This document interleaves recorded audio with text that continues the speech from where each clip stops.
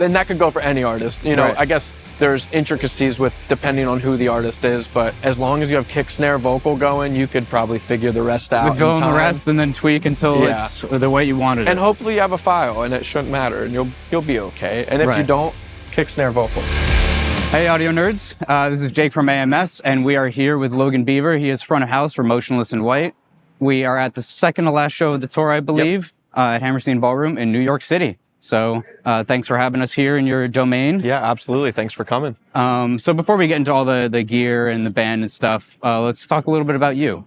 Sure. So how'd you get started in the music world? Was it in the studio, or you always wanted to do live? Definitely in the studio at first. I right out of high school, I was doing design, graphic design, and I had a bunch of friends who were interested in music, and I went to school for one day and was like, this isn't for me. I dropped out. I took any money I had for books or whatever and bought like recording equipment. And I just started recording like local bands and stuff. And then through Facebook forums, connections I made through that, I ended up getting a live sound gig.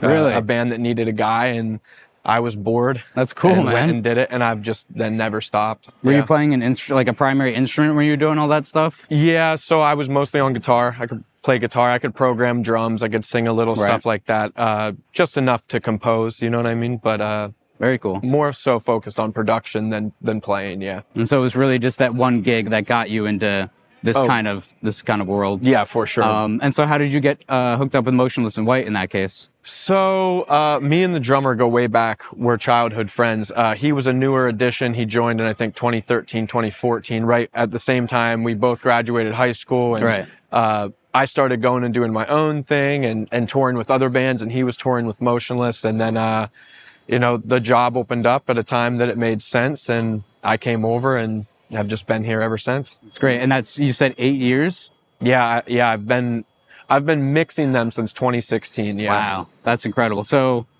with that said, how has your kind of setup or like even your approach to it changed over the years? So 6 years ago, what I know is vastly different from what I know now. So I feel like you learn a new trick on every tour, and you just get slowly better with it. And gear changes so much over time. Technology.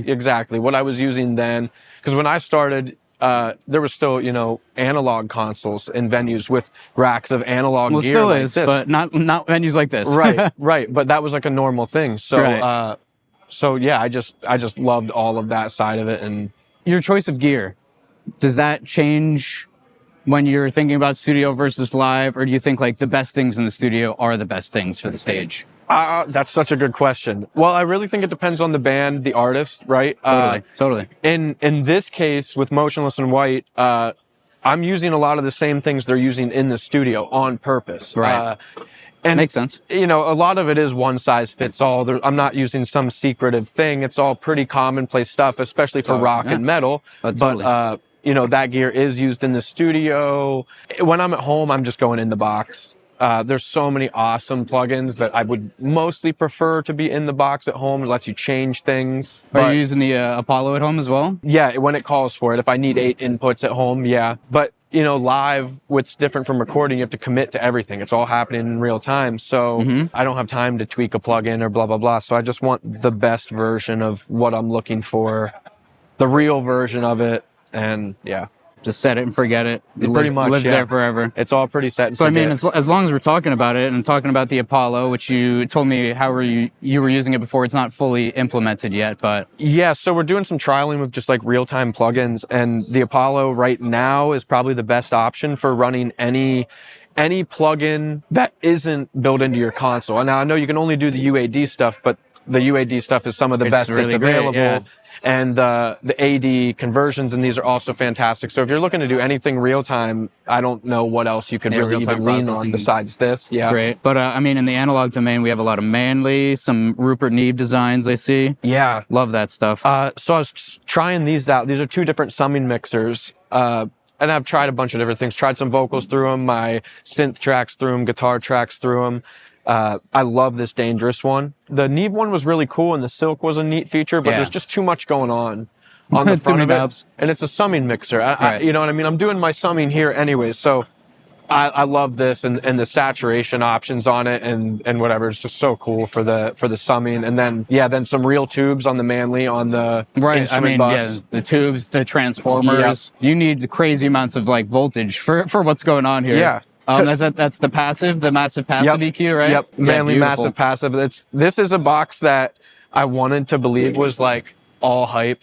And it wasn't like, you know what I mean? Like, how good can it be? She knows what she's doing, man. Yeah, it's really awesome. It's a really awesome box, and it's something that I thought would be a placebo, and now I feel like I can't live without it. So yeah, very cool, yeah. And then behind you, we're doing Allen and Heath, right? Yeah, so the band likes to do the Allen Heath stuff. It was a pretty big upgrade to what they were doing, and you know, you can fly them all over the world. That was the biggest thing. If you have the small format one, you can fly them anywhere in the world, take your show anywhere you want to go. So that's why we kind of leaned into that. I'm not opposed to other things, but this is what's working for me right now, and it took me a while. Seeing it on some big shows kind of made me think like, oh yeah, this is definitely a console that can handle any size show. Yeah, you weren't as confident before, but then when you saw the workflow, you were like, oh, this folds down easy. Right. I saw 12 faders on the little one and thought, no way can I do that. But then you saw it just flip through it. Yeah, it's super easy. So I see you're running at least is that a separate plugin, or is that part of the bus compressor, the part of the Allen and Heath? Yeah, this is that one's part of the Allen and Heath suite, and that's actually just the comp that's on my snare top. So even with all this stuff, like, I still prefer to keep that comp right in front of me, and just being able to see the feedback of it on the console, on the strip as it compresses is really nice. All right, so that's the board and the outboard. How about wireless? Are you dealing closely with that, or? Yeah, a little bit. Our monitor engineer Connor definitely handles most of the wireless stuff. We use Shure for our vocal, and then everything else is Sennheiser. We like it. We've had really good luck with the Sennheiser stuff. The Shure stuff has been very hard to get lately. Oh yeah. You know, just with supply chain shortages, but the Sennheiser G4 stuff has been super, super awesome for us. And they're both great. Yeah, nothing to complain about. Yeah, better than ever. And I see kind of what your monitoring setup is, but I also noticed you have this the PreSonus sub down there. Yeah, I started off without the sub, and I was just using kind of like whatever monitors I could get my hands on just to do a little check. But then like starting to realize how inaccurate that really was without any low end. It's important. It's really overlooked. Yeah, in this kind of world. Yeah, for sure. And it's so important, especially you know, guitars are tuned to drop A. That shifts the whole frequency of what you're listening for much lower. So having a sub and being able to work on my show without annoying everybody in the venue is so. You can't live without it. Speaking of not annoying the neighbors, do you use headphones at all, or in-ears or anything when you need to? Yeah, or? I have a pair of Jerry Harvey Roxanne IEMs, and I do like them if I really want to solo on something, but usually you're just... Yeah, I'm so privy to like, you need to be listening to what the crowd is hearing. If something's feeding back or something, you really need to listen to a specific thing, sure, but for the most part, I find that it just doesn't translate as much as I would hope it would. So I tend to stay on these and do most of my work before the show starts, or if I feel unsure about something, I'll try and button it up during line check right before we start as well. Well, that's actually a great segue into my next question, which is kind of in that vein. So you're, you know, on the way to a show, whatever happens, bus breaks down, blow a tire, and there's no time for sound check. Sure. What's like the top thing on your mind when you're like just about to go on and you're like, oh, I'm worried about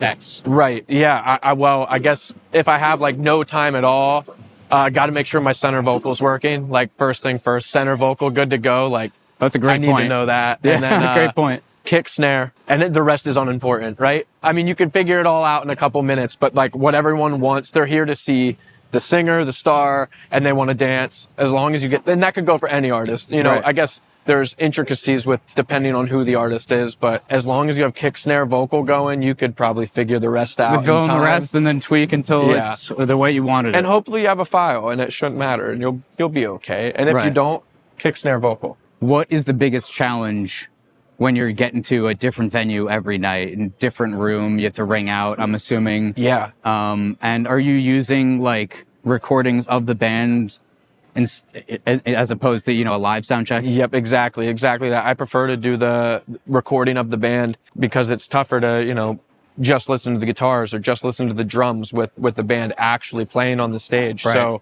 yeah, I mean, every day it's a new PA.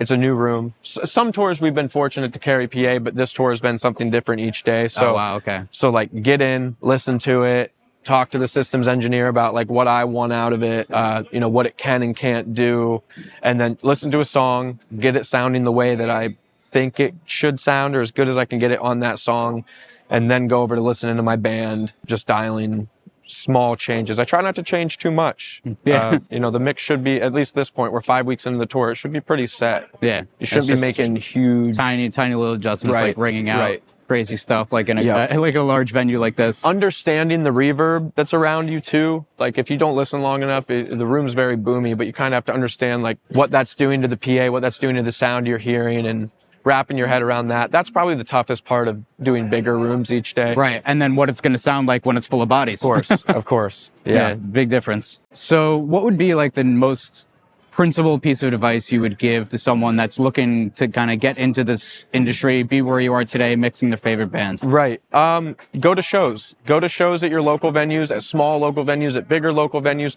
Find the person running sound, give them a card, ask if you can come by and shadow, ask if you can buy them a beer. Yeah, whatever. Just any way to network and find out more about it. Finding out more about the job and how they're doing it and how someone locally near you is doing it is the first part of getting into it. And I mean, there's no right or wrong way. You could go to school. You could, you know, there's people running sound that have no clue and don't even like the job. You know, there's all different ways to get onto the wheel, I suppose. I think the best way is just networking and truly being interested in it and showing other people that you're interested in it. And if they see that it's a genuine interest, there's a good chance that, you know, the time will come when someone calls off sick and they need someone to run sound for the day. And before you know it, you're doing 4 shows a week. And then someone comes through and really enjoys how you work for them that day. And then you're on tour with them. And then before you know it, it's almost a decade working with that band. 8 years later. Wow, man.